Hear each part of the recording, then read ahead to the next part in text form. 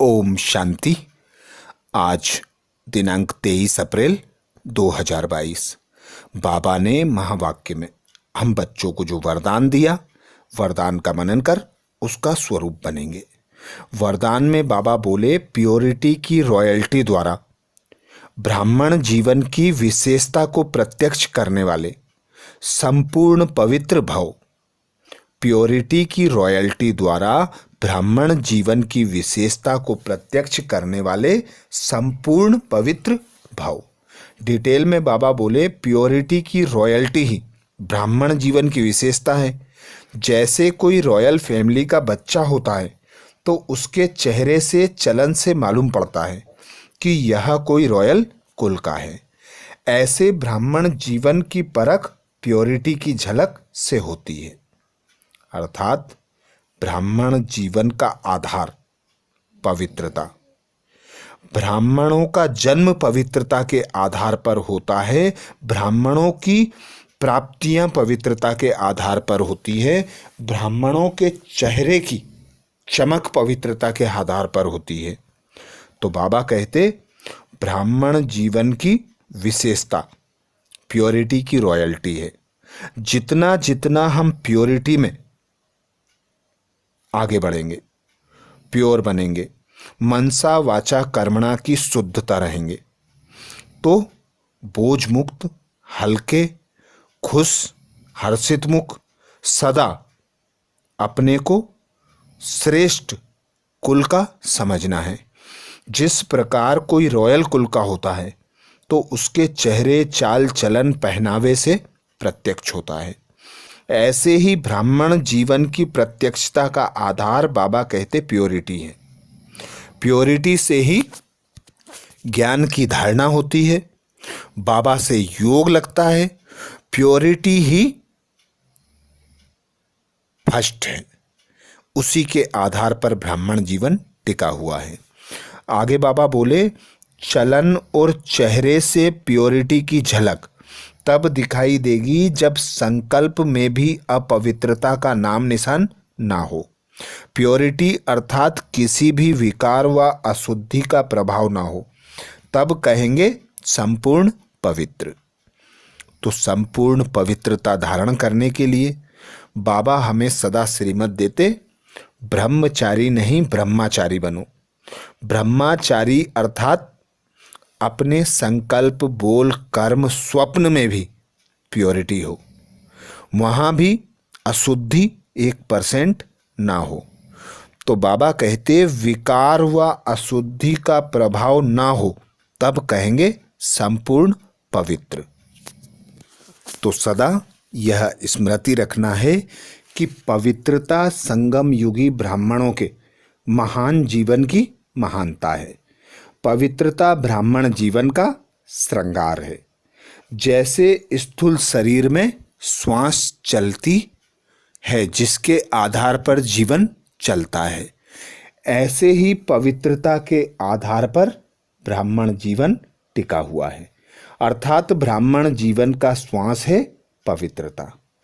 यह 21 जन्मों की प्रारब्ध प्राप्त कराने की आधार है। तो सदा यही स्मृति रखना है कि पवित्रता जितनी जितनी होगी उतनी प्योरिटी की रॉयल्टी झलकेगी। संपूर्ण पवित्र तभी बन सकेंगे। स्लोगन में बाबा बोले, होली हंस वह है जो व्यर्थ को समर्थ में परिवर्तन कर दे। होली हंस वह है जो व्यर्थ को समर्थ में परिवर्तन कर दे। जब भी बाबा कहते व्यर्थ तूफान आए, व्यर्थ संकल्पों के तूफान आए, तो तुम्हें बाप के ज्ञान का मनन चिंतन कर समय का सदुपयोग कर लेना है। तो व्यर्थ को समर्थ में परिवर्तन करना ही बाबा कहते समर्थ बनना है। आज बाबा ने महावाक्य में जो मुख्य सार सुनाया उसका मनन करेंगे। बाबा बोले, मीठे बच्चे, बाप को याद करने की आदत डालो तो देही अभिमानी बन जाएंगे। नशा व खुशी कायम रहेगी, चलन सुधरती जाएगी।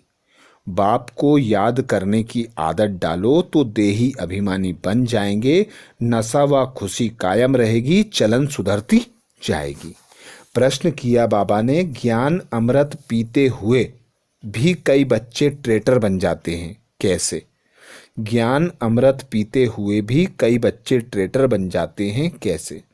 उत्तर में बाबा बोले, जो एक ओर ज्ञान अमृत पीते, दूसरी ओर जाकर गंध करते, अर्थात आसुरी चलन चल डिस सर्विस करते, ईश्वर के बच्चे बनकर अपनी चलन सुधारते नहीं, आपस में मायावी बातें करते, एक दो को दुख देते, वह हैं ट्रेटर।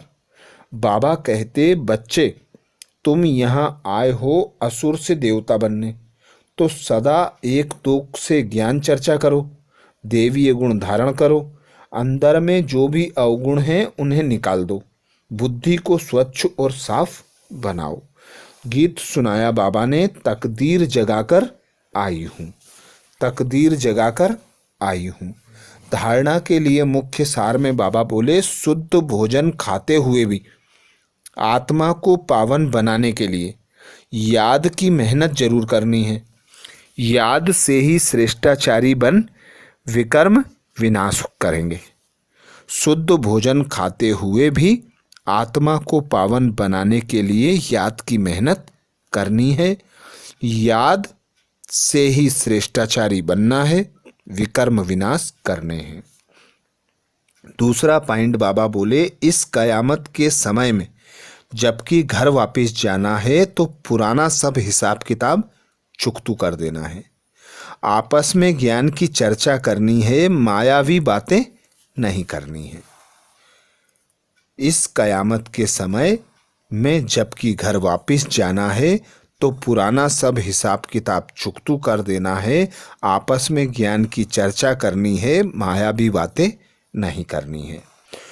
बाबा ने आज महावाक्य में मातेश्वरी जी के अनमोल महावाक्य रखे, जिसमें मातेश्वरी जी ने अटेंशन खिंचवाया, यह ईश्वरीय सत्संग कामन सत्संग नहीं है, यह ईश्वरीय सत्संग कामन सत्संग नहीं है।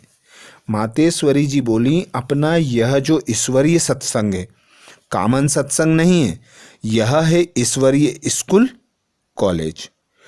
जिस कॉलेज में अपने को रेगुलर स्टडी करनी है, बाकी तो सिर्फ सत्संग करना, थोड़ा समय वहाँ सुना फिर तो जैसा है वैसा ही बन जाता है, क्योंकि वहाँ कोई रेगुलर पढ़ाई नहीं मिलती जहाँ से कोई प्रारब्ध बने।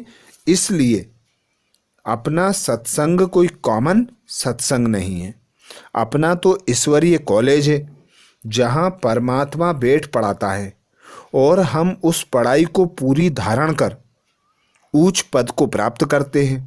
जैसे रोजाना स्कूल में मास्टर पढ़ाई डिग्री देता है, वैसे यहाँ भी स्वयं परमात्मा गुरु पिता टीचर के रूप में हमको पढ़ाए सर्वोत्तम देवी देवता पद प्राप्त कराते हैं। इसलिए स्कूल में ज्वाइंट होना जरूरी है। यहाँ आने वाले को यह नॉलेज समझाना जरूर है, यहाँ कौन सी शिक्षा मिलती है, इस शिक्षा को लेने से हमको क्या प्राप्ति होती है। हम तो जान चुके हैं कि हमको खुद परमात्मा आकर डिग्री पास कराते हैं और फिर एक ही जन्म में सारा कोर्स पूरा करना है। तो जो शुरू से लेकर अंत तक इस ज्ञान के कोर्स को पूरी रीति उठाते हैं वो फुल पास होंगे। बाकी जो कोर्स के बीच में आएंगे वो तो इतनी नॉलेज को उठाएंगे नहीं, उन्हों को क्या पता आगे का कोर्स क्या चला। इसलिए यहाँ रेगुलर पढ़ना है, इस नॉलेज को जानने से ही आगे बढ़ेंगे, इसलिए रेगुलर स्टडी करनी है। अच्छा, ये थे बाबा के महावाक्य। ओम शांति।